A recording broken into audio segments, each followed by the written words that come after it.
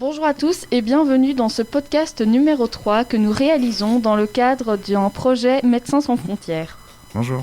Nous allons discuter aujourd'hui de l'accès à l'avortement dans le monde. On va se focaliser sur des pays où l'avortement n'est pas éthiquement accepté en 2021. Malgré le fait que dans certains pays, l'avortement soit légalisé, la société ne l'accepte pas toujours, comme par exemple en Irlande, à Chypre, en Tunisie et au Mozambique. Et j'ai entendu dire que en Italie, c'est très compliqué d'avorter. En effet, 70% des gynécologues italiens refusent de réaliser l'avortement. Pourquoi cela ? Le refus est tant d'un point de vue culturel que religieux.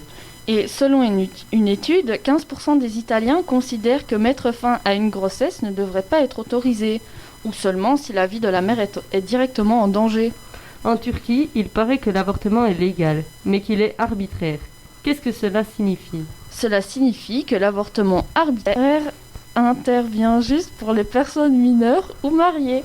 Pour une femme mariée, l'avortement doit être soumis au consentement du conjoint et pour une femme mineure, il doit être soumis à l'autorisation parentale. De plus, en 2016, dans 53 des 81 provinces turques, aucun hôpital n'offre de service d'avortement sur demande. Par contre, en Chine, l'avortement est détourné de son usage initial.